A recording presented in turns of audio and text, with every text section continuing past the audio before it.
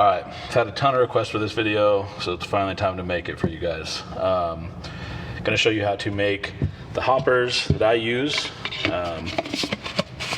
These particular lids, these are the old style Columbia Coatings units. They're not the same as this any longer.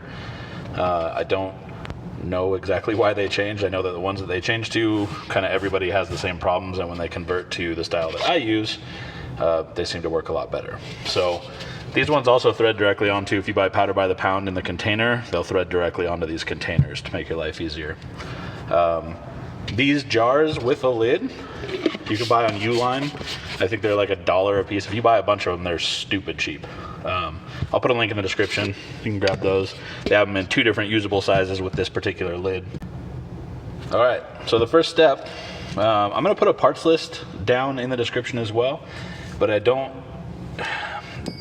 there are different ones that you can use that are accomplishing the same goal. So these ones are metal. I don't necessarily recommend the metal push lock fittings, just because they're a little more finicky to work with in the lids than the plastic ones, but either will be fine. They're both crazy cheap. I think all the parts to build all this stuff was only like $6 or something like that. So, so you got your push lock fittings. This is all 1/4 inch push lock. You need 1 T and then 2 inlets.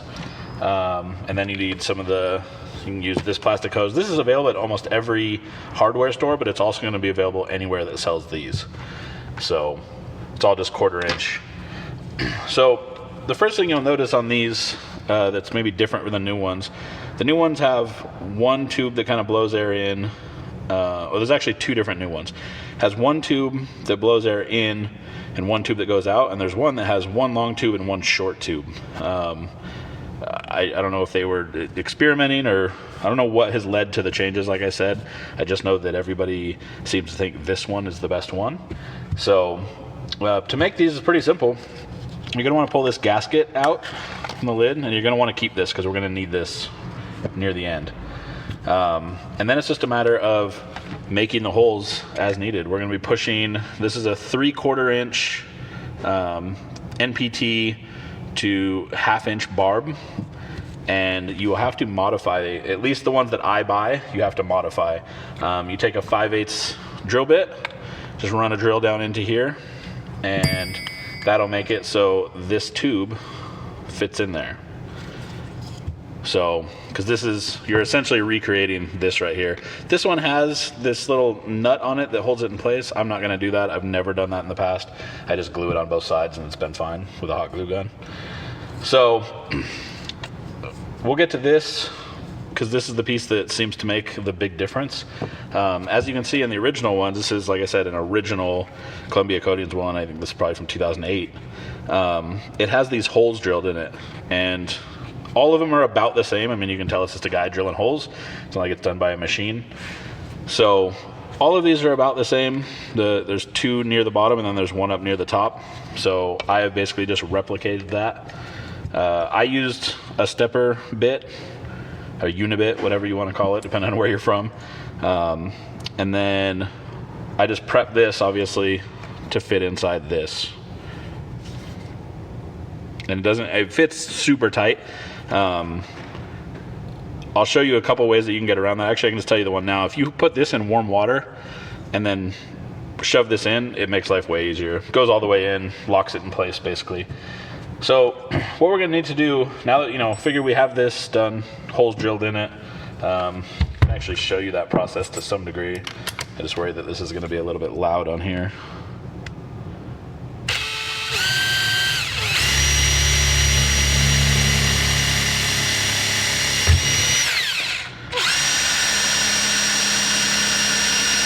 So it's very simple to go through, and then just go back and clean up this side so it matches the other side, and that's it.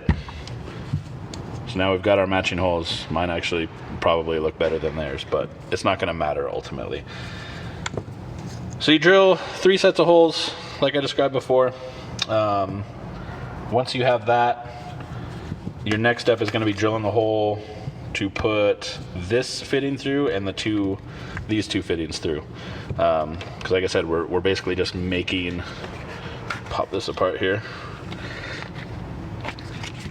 we're basically just making one of these.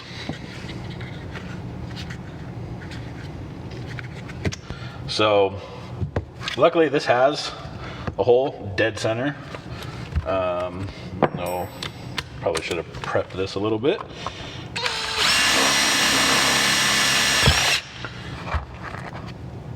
And then that's through.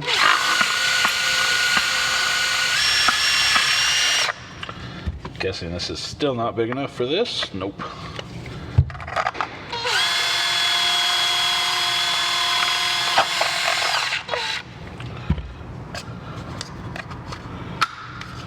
Okay, and so you can see that the top of that unibit gets to the point where this can actually be threaded in. And you can do that. You can literally thread this thing all the way down and in. It's the best way to do it. Like I said, I don't use the little nuts that lock these in place. Sometimes when you buy these, they actually come with the nuts. So, I mean, there's no harm in using them. Just where I buy these from, they don't come with the little locking nut. And there you go. Now that thing is in place. So we're going to end up putting glue around both sides of this, but we'll get to that here in just a second. So now that's done, we need to put a hole on each side of these for these units here. You're going to want to get them as close to edge as you can within reason. You know, these lids are slightly different, but I can get it out. The center, you know, the edge of the hole right to the edge of this lip will be perfect because that'll allow us to put our gasket in and not have any issues.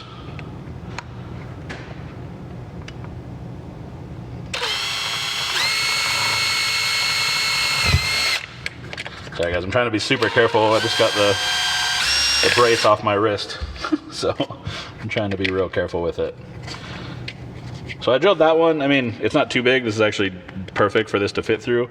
I try to not go to that next step, just so I have to shove these through just to make the seal a little bit better. But because we are gluing it together, it's not really gonna matter.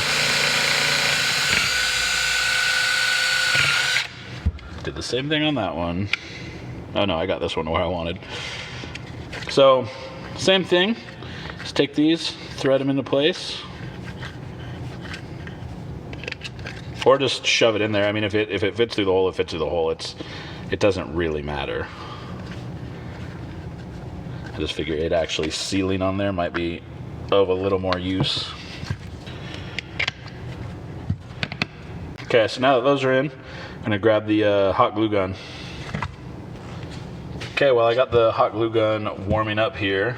We're gonna get to the other hoses. So these hoses don't seem to matter as far as the length goes, but every one that I've ever gotten has been the same. So we're just gonna go off of that standard. So we'll pop one of these out here. And we'll literally just take some scissors, because that's all you need on these. So I cut a weird end on this one. This same hose actually works really well for vacuuming parts off when you're trying to clear powder from small specific areas. This hose works great. Cut like a 45-degree angle in it. Works like a champ. So we'll take this, go to the same length, just cut it, just a standard pair of scissors, that's all you need. No special tools. We'll do the same length on this one.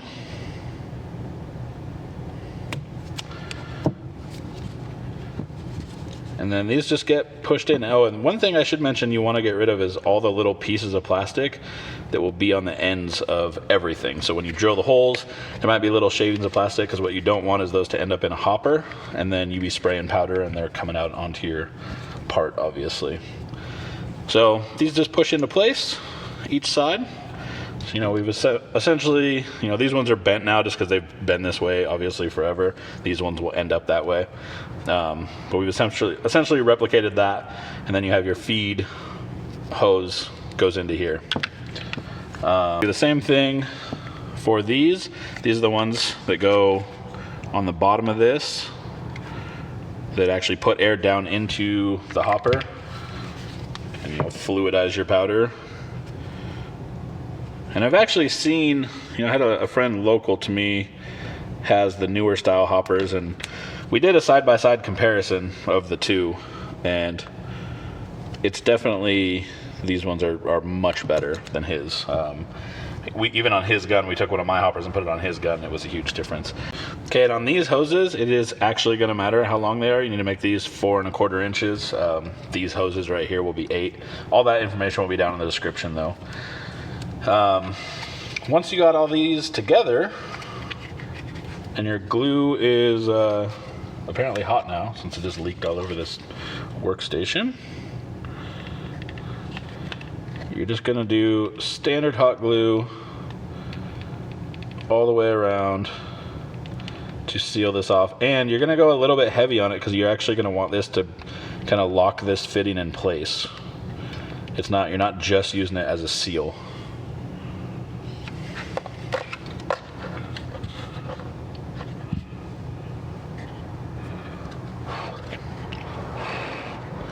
I'll let that cool down. You don't want to get this plastic too hot or it will start to warp.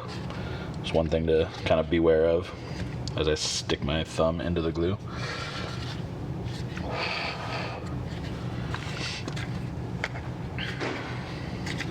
Put these ones back together. And I should note, when you're setting these up, you want these to be rotated away from each other. So you can see there's a little bit of a bend to them. You can bend yours if yours, for whatever reason, are perfectly straight. I put mine like this, essentially, so the powder swirls. I don't know if it's a good angle for the camera, but I want the powder to be swirling. And if you look at one of the clear hoppers like they have from Powder by the Pound that aren't the, kind of opaque ones, you'll actually see the powder does in fact go in a circle.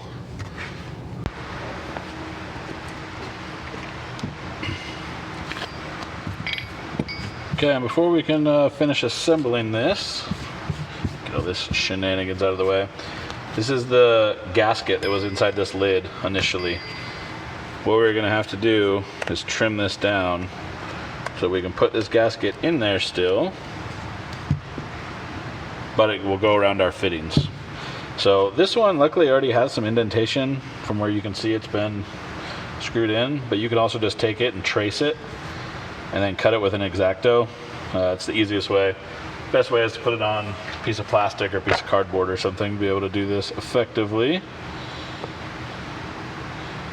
And this stuff is kind of stretchy, so if you just go around and score the area that you want to work within, you can go around and cut it after that as well. This is kind of a tight fit because you have to get it to fit in this little gap right here. So yeah, you cut one of these out, make sure you always put this in, and then one of the things is, I'll show you in the cleaning process, but you want to make sure that these are not bunched up, because if they are, you'll have an air leak, and not only will you have inconsistent powder spray, but you'll also have powder spraying out the side. So we'll finish this up here. And one thing I want to mention with these, the reason I don't particularly like these metal fittings, other than them being a little weirder to thread in, some of these fittings, not all, depends on when I buy them apparently, come with, I don't know if this will actually focus, let me see here. You can see in the end of that it actually looks like an Allen head, and that is not going to work obviously because this will not go down into there. But you can just drill it out, same, just a unibit, stepper bit, whatever, until it fits. And these actually drill incredibly easy. I don't know, I think that these are actually just brass, and they're plated with, I don't know, probably nickel or something close to that. They drill incredibly easy, so don't worry about drilling those out if you have to. It looks a little intimidating when you look down in there and you see it's just like kind of hard metal walls, but it works out just fine. So we'll take this one, throw some hot glue on this one.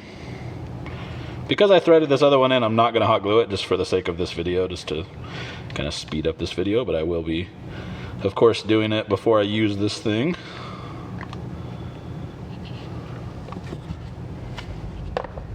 And this hot glue gun is aggressive. It's like you pull the trigger and it just keeps pouring out hot glue.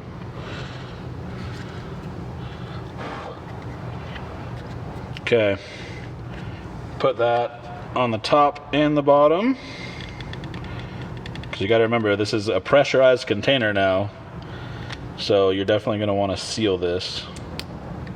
And you can use other stuff. I mean, I use hot glue. There's epoxies and things that you could use that would work just as well. And it doesn't have to be pretty. I mean, I'll show you the ones I get from Columbia Coating, or that I had gotten from Columbia Coatings prior. And you can see that the work is not pretty on them, but is just designed to hold all this stuff in place.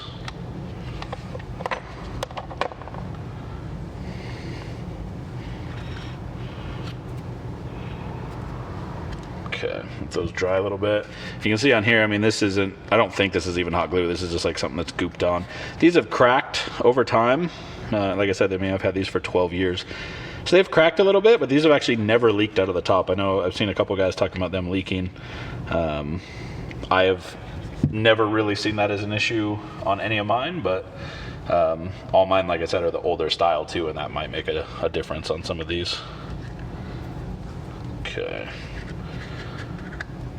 So now that that's all done, we got our pipe. Oh, and this is just a standard PEX. Like I said, all this stuff will be listed down below, but this is just a standard PEX. I mean, if you're buying fittings like this, you can definitely find something like this at the same store, and just make sure you can get one that either fits into this hole or could be shoved into this hole if you open the hole up a little bit.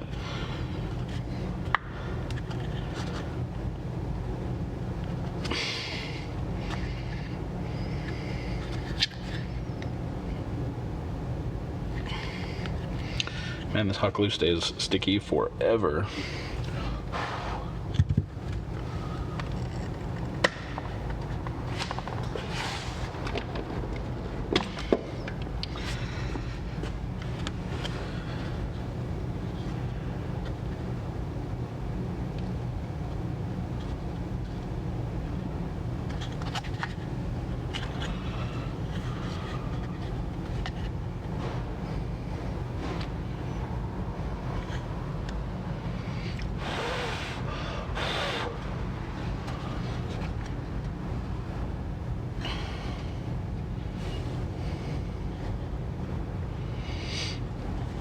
Okay, when you assemble these, you're going to want to keep everything as straight as possible. I mean, this piece level with this piece going down. It probably doesn't make a huge difference, but I feel like it could cause it when your powder starts to get a little bit low. I feel like the angle of this could actually matter. So then you just put your hoses back in like this. Like I said, you'd be putting one on this other side. I don't know what I did with that other one. On this other side, and you want them to be going opposite directions of each other, just like that. And then from there, you're basically done, right? You have your lid ready to go on. You have these two pieces that pop down into here. And these are all just push lock. So you push them in and you push these little blue tabs to release them and pull them out. And you're good to go. So make sure you finish the secondary version of this and let the glue dry, obviously, entirely before you finish this, or before you put these in, because it'll put tension on it that you don't necessarily want. And then now those are done, I'll show you guys the best way of cleaning all this shenanigans. What's up, everybody? Unicorn Pussy is back in stock officially. Got, I think, 46 cans of it right now. If you're looking to order a can, $75 per can. I can only ship these ground, so it's going to have to be in North America somewhere. I'm trying to work out a way to be able to ship them internationally to some of the other countries. Right now, that's looking like a real pain because it's technically hazardous material. $75 a can, $9 shipping. I think the $9 will cover up to 3 cans if you want to go that route. If you're looking to order any of this, go ahead and shoot me an email. It's unknowncoatings@gmail.com.